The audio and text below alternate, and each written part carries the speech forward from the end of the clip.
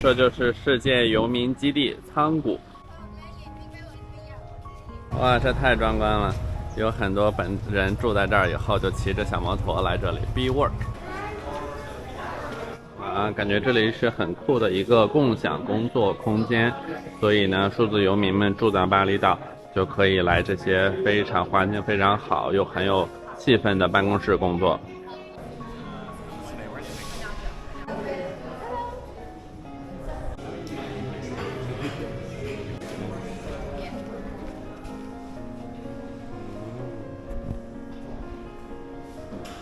For you to record.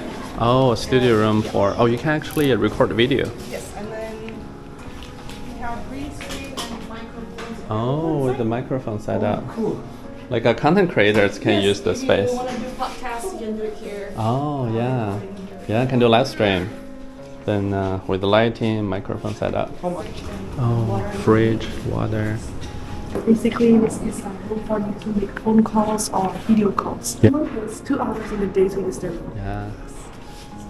And this is like a larger meeting room. Yes, so we have 3 meeting rooms available. Uh-huh. Starting from the 4 packs, 6 packs meeting room. Oh, 4 people, 6 people, and then 10 people meeting room.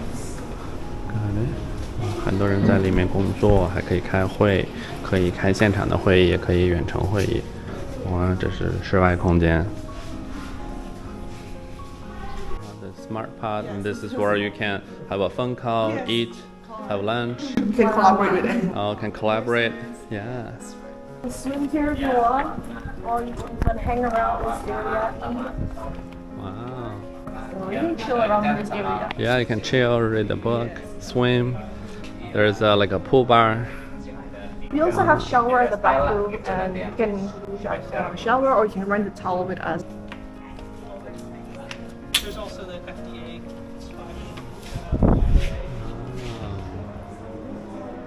You can make phone calls, you can even eat in this area or the bar area. There's also standing desk over there, so you can work while standing. 哦，这边也是一个比较灵活的工作区域，然后呢，可以坐着，可以站立工作台，边上都是会议室。我看到有人在做设计，有人在写代码，有人在开会。Quiet area. In this area, we have 22 monitors. 我们进来，这是安静的区域，人们呢就可以在这里专注的工作。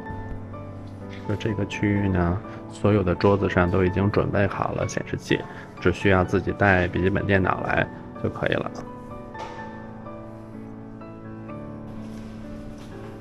很像硅谷的科技公司。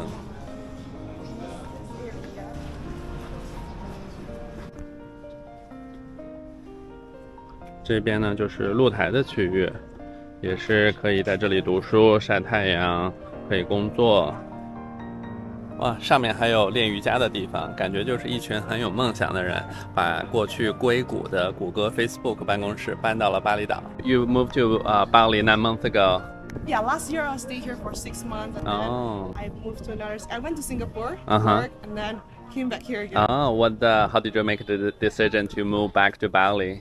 I like Bali, so You like Bali, I yeah. feel like this is my place. Like I need to live Yeah, here, so yeah, this is like a great place to live Yeah, and that's have a life and work at the same time. Where were you originally from? I'm from Indonesia. It's Indonesia, Surabaya, but my mom is from Malaysia. 哦，哇，走向天空 This is the yoga shower. ，yoga 上了，哇。 Remember, you can join yoga classes, which is going to be here.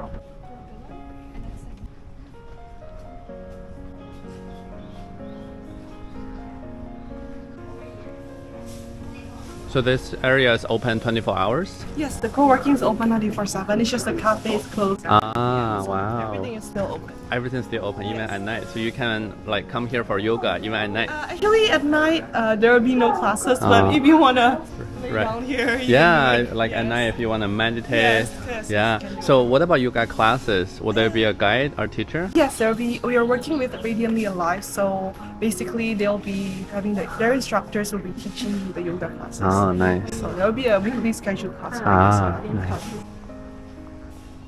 3 months. 3 months. 3 months. Not 3 at a years. time. No. Yeah, maybe after a month. Yeah. Life is long. So this is exercise, gym, table tennis. For what? Oh, yeah, you can play ping pong here. And yeah, 健身房。露露也加入了数字游民啊，跟众多数字游民一起，看在共享空间里面工作。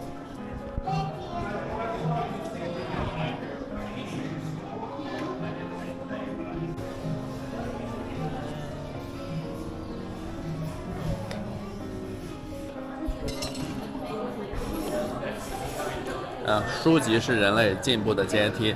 小朋友们从小就跟世界公民们一起生活在共享工作空间。我们从 B-Work 出来啊，门口就是非常多的摩托车。这些摩托车呢，都是来自世界各地的老外来这共享空间工作。然后呢，我们问了一下，租一台摩托车呢，大概需要$600每个月，其实只需要$40一个月就可以租一台摩托车。然后$40一个月包含了摩托车的租金、所有的维护费用，然后你就可以在整个岛上去自由的探索了。好，我们刚刚从 B Cafe、B Workplace 出来，现在到另外一家叫做 Zen at Work。哇，看上面有坐的区域。这边还有一个隐藏的小泳池。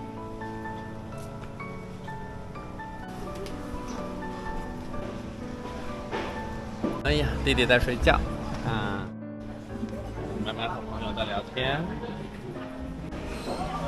这也是一个工作的区域，这里的名字呢就叫做 Zen at Work。哇，看上面啊，我们跟朋友约到了另外一间。工作的地方就是这种 co-working space。正因为这些数字游民都聚集在仓谷，所以呢，仓谷被称为世界上的世界游民基地。看在仓谷的商店啊，一上来就是卖房子，这边就是卖房子的，卖一些地产。然后呢，就是 co-working space， 在这里工作的人，还有 NFT、crypto， 这也体现了 blockchain consultant。看米达现在跟在这种 co-working space 的工作人员也能成为朋友啦，一起玩。分享一下这期的体验啊！当我看到了仓谷的数字游民基地，对我来说是非常震惊的，因为我过去就在硅谷工作，这里的工作场景就像是当年的谷歌和 Facebook 的园区。其实这样的工作园区呢，第一是非常的让人有创造力，然后呢，人们你可以在办公桌工作，可以在泳池边，可以在海边，可以在瑜伽室，你在不同的地方工作。之前谷歌呢就做了一个调查，问员工你在什么地方工作最有创造力。很多人回答说，我在洗澡的时候，我在草坪上，我在海边散步。几乎没有人回答在办公桌前是最有创造力的。所以呢，公司就开始去思考，为什么要让员工一定要在办公桌前办公，所以呢，也就发展出了这种非常丰富多彩的园区。当然，这也是谷歌早期的时候了。第二个思考呢，就是我看到这么多的人作为数字游民搬来这么一个非常美丽的岛屿，他们为什么还要找一个工作空间呢？就在家里面，就在别墅里工作不就好了吗？其实呢，我学到一点，他们就说，我们的工作和生活最好有一个好的界限，一个好的 boundary。比如说呢，他们可能早上在家里面就是去看书，然后下午呢来到工作空间办公，然后或者傍晚再忙一会儿。但是呢，当他们一旦回到家，离开这个共享工作空间，就可以完全切断工作的状态。这个时候呢，当我们在物理上面远离工作的环境的时候呢，我们的大脑也更容易的不去想工作的事情。所以这个时候呢，有利于他们 set boundary， 去建立一些工作与生活中清晰的这么一个界限。这时候呢，其实是让我们在工作的时候更专心的投入到工作，同时呢，在生活中也可以全心全意的生活。第三个我的观察点就是，这么多的数字游民啊，其实在未来说在2035年的时候，全球会有10亿的数字游民。这些数字游民，他们就是因为可以远程的工作，可以就像过去的游牧民族一样，然后呢，全球任意的选择居住的地方。现在越来越多的国家为数字游民开放签证，你不需要去有一个这种受雇佣的关系，你就可以获得一个国家的长期签证。其实这像在西班牙呀、冰岛呀、印度尼西亚等等很多国家都在逐渐的开放数字游民的签证。那么这些数字游民呢，其实也是在做一种跨国套利，它可以在一个地区产生高价值的回报，同时呢，居住在一个他喜欢的季节、喜欢的场景。然后呢，比如说在巴厘岛，很多人就是早上把最好的时间投资给自己去阅读、去读书、健身、瑜伽，然后下午呢，刚好根据时区的关系，他在亚洲嘛，然后下午的时间可以跟他远程的在其他国家的同事一起工作一会儿。那么也许未来的硅谷或者是北京的中关村都逐渐的会进入到这么一种分布式的状态，也就是说呢，从原来的一个聚合的地理位置上的一个点，逐渐的变成去中心化，然后呢，逐渐的变成一个分布式的网络。这时候呢，也给人们的生活带来更多的选择，更多的可能性。我们也是特别激动的看到有这么一批人选择走在数字游民的最前面，也给了我们很大的启发。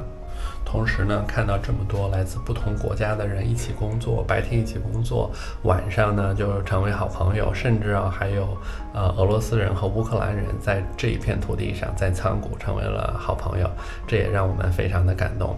这让我们去思考，要不要在亚洲去建立一个硅谷呢？